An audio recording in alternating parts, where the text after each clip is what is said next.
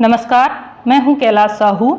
केंद्र सरकार की अग्निपथ योजना क्या है, इसे क्यों शुरू किया गया है, इससे इतना बवाल क्यों मचा हुआ है, इसके क्या फायदे हैं, क्या नुकसान है, अग्निवीर क्या है, इन सारे सवालों के जवाब हम इस वीडियो में जानेंगे। वो 10 सवाल जो कि हर किसी के मन में है, उन सभी सवालों के जवाब हम जानेंगे। इसके बाद आपको अग्निपथ क्या है, ये सारी चीजें अच्छे से समझ आ जाएंगी। इतना बवाल क्यों मचा हुआ है, हर बात जो है आपको समझ आ जाएगी। चलिए तो वो 10 सवाल देखते हैं कौन कौन से हैं। वो 10 सवाल जिनका जवाब हर कोई जानना चाहता है।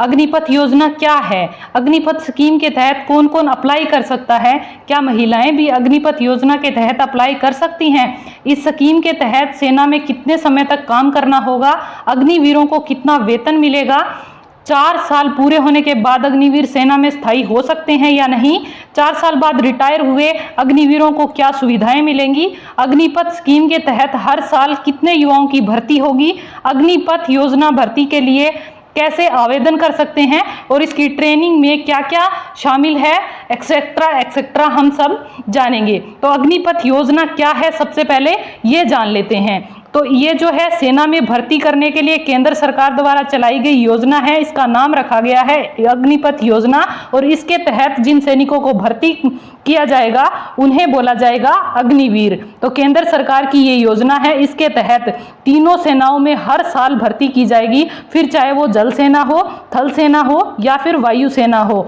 दूसरी बात है, अग्निपथ स्कीम के तहत कौन कौन अप्लाई कर सकता है, तो इसमें 10th 12th किए हुए वो विद्यार्थी अप्लाई कर सकेंगे जिनकी उम्र 17.5 साल से 21 साल के बीच है।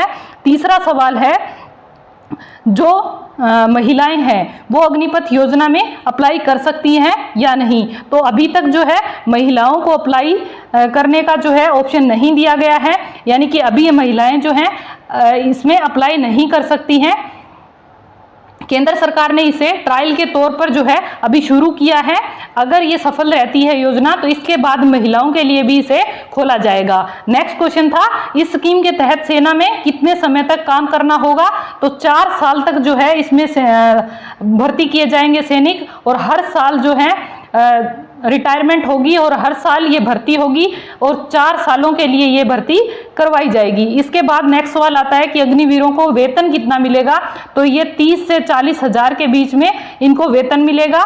नेक्स्ट क्वेश्चन आता है कि 4 साल पूरे होने के बाद अग्निवीर जो है सेना में स्थायी हो सकते हैं या नहीं, यानी कि 4 साल तक इन्हें भर्ती किया जाएगा जिसमें 6 महीने की ट्रेनिंग होगी और इसके बाद जो है 4 साल बाद इनकी रिटायरमेंट हो जाएगी। इन्हें 30 से 40 हजार रुपए तक का वेतन दिया जाएगा और 4 साल पूरे होने के बाद किन्हें स्थायी रूप से रखा जाएगा जिनकी परफॉर्मेंस अच्छी रहेगी, जो अच्छे से काम कर रहे होंगे, सिर्फ उन सैनिकों को रखा जाएगा, यानी कि जितने सैनिक भर्ती होंगे उनमें से सिर्फ 25% सैनिकों को स्थायी तौर पर सेना में भर्ती किया जाएगा। इसके अलावा जिनको बाहर कर दिया जाएगा, यानी जो रिटायर हो जाएंगे, उनको सरकार का कहना है कि उनको पेंशन नहीं दी जाएगी। 4 साल बाद रिटायरमेंट के बाद उन्हें पेंशन नहीं दी जाएगी। इसीलिए जो है इतना बवाल मचा हुआ है कि 4 साल की सिर्फ नौकरी दी जाएगी और उसमें जो है उनको पेंशन भी नहीं मिलेगी। इससे पहले फौजी की भर्ती यानी कि आर्मी की जो भर्ती होनी थी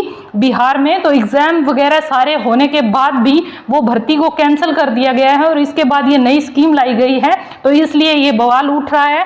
इसके अलावा जब 4 साल बाद जो अग्निवीर रिटायर हो जाएंगे उनको क्या सुविधाएं मिलेंगी, तो उनका जितना भी फंड उनकी सैलरी से हर महीने काटा जाएगा, तो वो जो फंड होगा उतना ही फंड उनको सरकार भी देगी। कि मान लीजिए अगर उनका 6 लाख रुपए बनता है फंड, यानी कि 6 लाख रुपए उनका फंड बनता है, तो 6 लाख प्लस करके सरकार उन्हें देगी, यानी सरकार उन्हें टोटल 12 लाख रुपए देगी। रिटायरमेंट के बाद की बात हो रही है।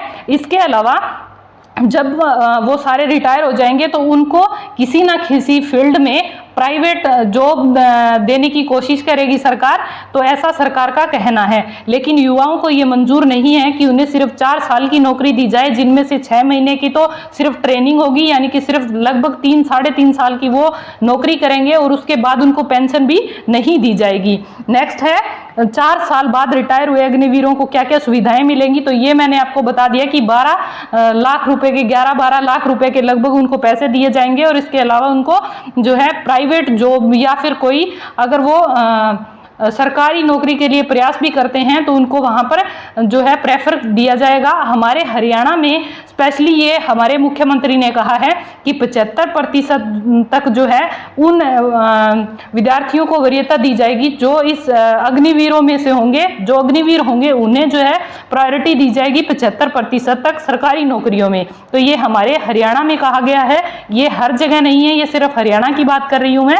नेक्स्ट जो क्वेश्चन हमारा उमड़ के आता है, अग्निपथ स्कीम के तहत हर साल कितने युवाओं की भर्ती होगी, तो ये 45,000 युवाओं की भर्ती होगी। नेक्स्ट क्वेश्चन आता है कि अग्निपथ योजना भर्ती के लिए कैसे आवेदन कर सकते हैं, तो जल सेना जो जल सेना है, थल सेना है और वायु सेना है, उनकी जो वेबसाइट्स हैं वहाँ पर नोटिफिकेशन दिए जाएंगे आपको, वहाँ से आप जो है आपको अप्लाई करने की डेट वगैरह जैसे हम अदर एग्जाम्स के लिए अप्लाई करते हैं वैसे ही आप इसके लिए भी अप्लाई कर सकेंगे। आपकी एज जो है 17.5 से 21 साल के बीच होनी चाहिए, आपने 10th 12th जो है कर रखी हो। इसके अलावा ट्रेनिंग में क्या शामिल होगा, जो सेना की नॉर्मल भर्ती होती है उसमें जो सैनिकों को ट्रेनिंग दी जाती है उसी के तहत जो है इन सैनिकों को भी ट्रेनिंग दी जाएगी।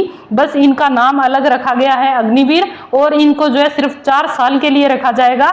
और ऐसा करने का एक मेन मकसद जो ये है कि अभी जो है सेना प्रमुख का कहना है कि अभी जो है सेना में औसतन आयु अगर देखी जाए तो सैनिकों की औसतन आयु 32 से 34 वर्ष है, और हमारा जो है उद्देश्य है कि हम 24 से 26 वर्ष तक इस औसतन आयु को ला सकें। इसीलिए जो है ज़्यादा से ज़्यादा युवाओं को सेना में भर्ती किया जाएगा, और हमारी जो है हमारा जो उद्देश्य रहेगा कि हमारी सेना सबसे दुनिया की सबसे युवा सेना कहलाए। तो ये थी अग्निपथ योजना जिसके तहत इतना बवाल मचा हुआ है, ये सही है या नहीं, आप कमेंट बॉक्स में ज़रूर बताएं कि आपकी राय क्या है।